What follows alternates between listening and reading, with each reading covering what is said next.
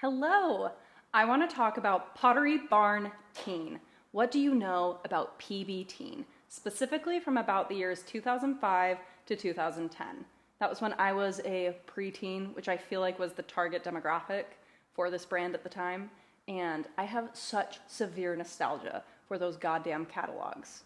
A huge part of my early interest in design and creating the space around me and customizing it was due to these PB Teen catalogs and the corresponding website. We'll get into that. Now, obviously, Pottery Barn Teen as a brand is exorbitantly priced. It was then, it is now, and is not accessible at all. And there's a conversation to be had about consumerism being introduced to people so young. However, today is not the day for that conversation. That's a thesis I'll do another time. Today, I specifically want to focus on the design aspects of Pottery Barn Teen because they were so influential to me personally. While I was deep diving on this topic, I came across a site called Butter Yellow Home, and in 2023, I believe, they released an article titled Formative Spaces, the PB Teen Catalog.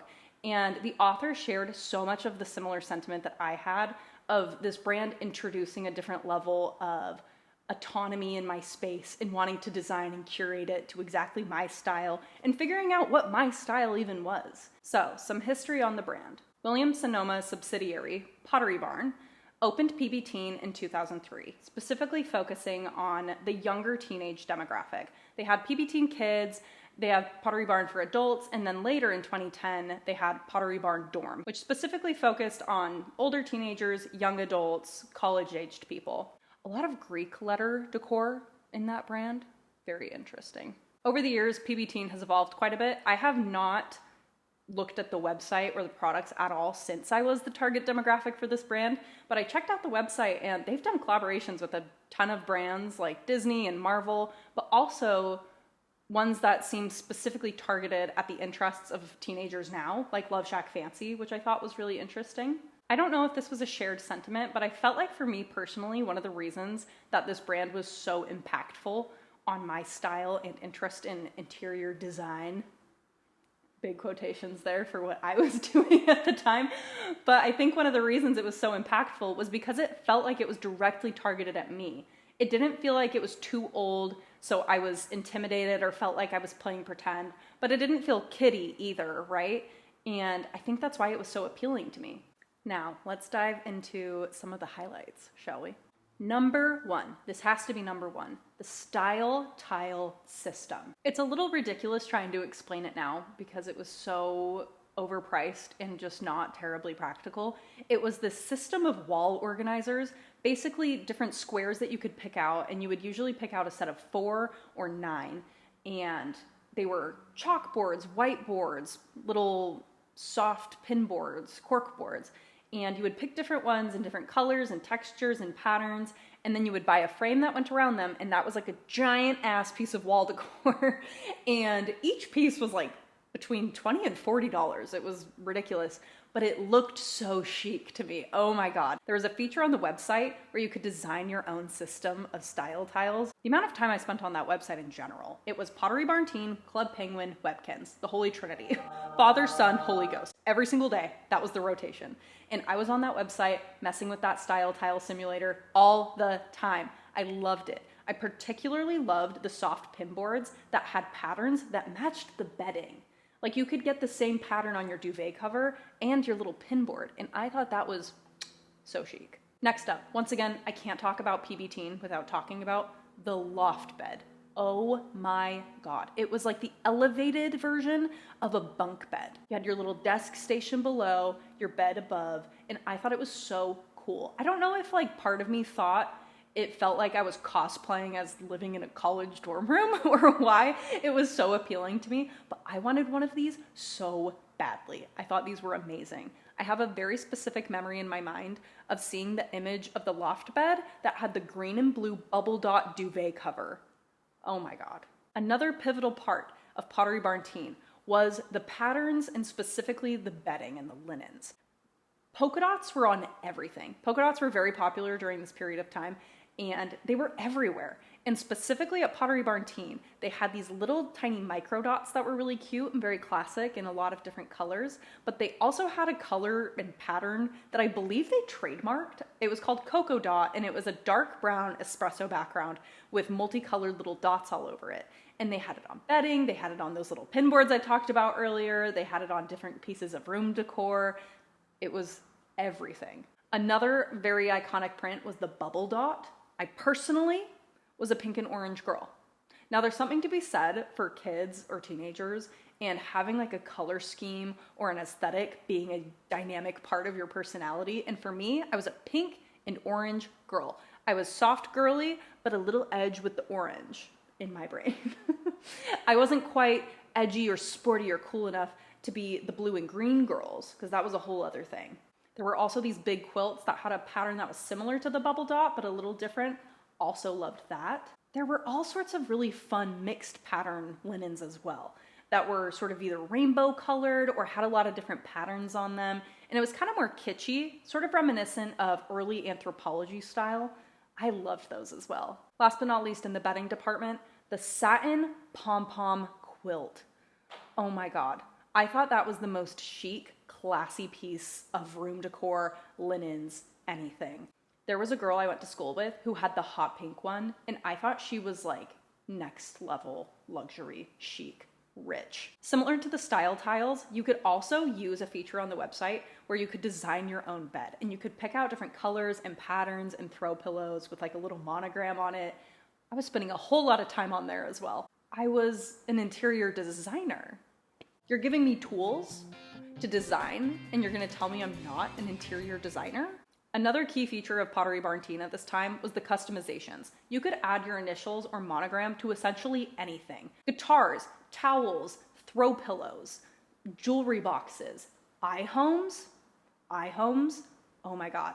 Let's launch right into the tech, because a really fun part of deep diving on this and going back through a lot of these old photos was seeing how technology was evolving at the time, because the iPod was everything. Even before the iPhone was everything, there were the iPod Nanos, the iPod Shuffles, the iPod Mini, and you can see them in all these different photos as they evolve over time and how the different accessories that the brand is selling is following the progress of technology changing. So the speakers change, the iHomes change, the storage for your tech all changes, and that was really interesting. Another core part of the Pottery Barn Teen brand in the catalogs were rooms that were almost like living rooms for teenagers. A lot of the photos that I was going through were like lounge spaces where there would be a TV and some couches or some bean bags, and there's not like a dresser or a bed. And I remember when I was younger thinking, like, do teenagers have their own living rooms?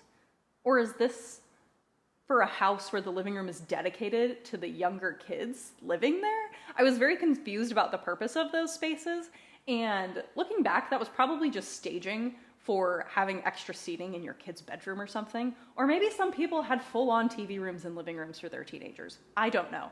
But I always thought that was really bizarre, but I was deeply intrigued by it. Like, did I want a couch? Yeah. Now, time for some honorable mentions and one-offs that I loved about these catalogs and this brand. Number one, the wire. It was like a wrought iron. There were bed frames made of it. There were cute little wall decor items like your initials or your zodiac sign. They also used it to make little jewelry organizers, and I thought that was so whimsical and cute. This was during a time when shabby chic was really popular, and I think that was sort of falling in line with that style. Similarly, the dress form.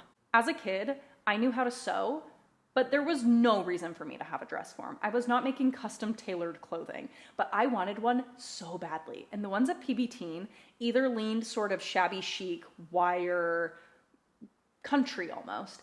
And then they also had ones that felt a little more vintage retro, and they had fabric on them in different patterns. And I thought they were so cool. I don't know why I wanted one so badly, but I just loved it. Also, this is very specific, but the bubble table, I believe it was like a nightstand or a side table, but the leg of the table, like the stand, was just stacks of balls. And I thought that was so amazing. I was also really, really into the whole bubble polka dot aesthetic, and so maybe that's why I liked it so much, because it was like the 3D form of the print that I liked. I also was deeply influenced by this brand and these catalogs to have a mini fridge in my bedroom. I did not ever have a mini fridge in my bedroom, but I lusted for a mini fridge. And I don't know why. I don't know if it was maybe wanting autonomy, like I could have that in my own room and didn't need to go down to the kitchen. I don't know if it made me feel more adult or what it was. And at PB Teen, they were colorful, they had different patterns, they had really tiny ones, like the size of the type that we use now for like skincare fridges. I was so obsessed with the makeup stations, like the vanities, the getting ready furniture that they offered, and the little stools that came with them. I thought it was so cute and fun. Now, was I really wearing makeup? No. Aside from like the iconic Maybelline pink and green mascara, I really was not wearing makeup. But in my brain, I needed a space to get ready in the morning. This is sort of on the tail end of the years that I was the demographic for this brand, but they also were selling green furniture for a while, like a sagey olive green. I remember this being really popular in kitchens at the time as well, sort of adjacent to the country shabby chic style, but really kind of its own thing. And they had this green bed frame that I thought was so gorgeous. I loved it. And they would pair pinks and different colors with it. I loved the green furniture. There were also some products and designs at PB Teen that, looking back, were very strange. There was this whole trend of locker aesthetic. I don't know how else to explain it. Storage bins and cabinet doors that looked like lockers. I don't know if it was supposed to be targeted towards the more sporty kids, but looking back, very odd. A lot of the staging was also really strange. Like there would be a bedroom that had 3 or 4 twin beds in it. And looking back, who was that for? Is this like a summer camp? Is this someone that has triplets that all share a bedroom and have matching twin beds? I don't know. Something that these catalogs also really influenced me to do was essentially stage my own bedroom. I remember looking at the photos for inspiration and doing weird little design things on my bookshelves or my nightstand or even on my bed that weren't practical at all. But because it looked nice in the staging photos, I thought it would add like a nice design element to my bedroom. And instead it just ended up being insanely cluttered, and I was such a pack rat. But in my eyes, once again, design. In my eyes, I was a designer, interior designer. Using that as a personality trait rather than like a profession, I was like, I don't need training, I just am. I love interiors, I love design. Interior designer. I will say, one part of PB Teen I did not enjoy was all of the rooms that were aimed towards boys. All of the things that were marketed towards young boys versus young girls, I thought was fugly. The camo, the navy, the dark woods, I thought was so incredibly boring. And I honestly blame PB Teen for the influence it had on college-age boys buying exclusively navy sheets, because what was going on there? Why were we doing navy sheets? That's crazy. And that's my Pottery Barn Teen deep dive. Thank you so much for joining me. I had so much fun walking down memory lane and revisiting so many of these just classic, amazing designs and rooms and products. I really, really loved these catalogs, and again, was just such a huge impact on my personal style at the time. I think it's so fun to revisit the brands and the artists and the things and the people that had a really early impact on your personal sense of style and your interest in curating your space or what you decide to wear, etc. And so it was really fun to walk down memory lane. But I'm looking forward to other deep dives in the future. Thank you so much for watching.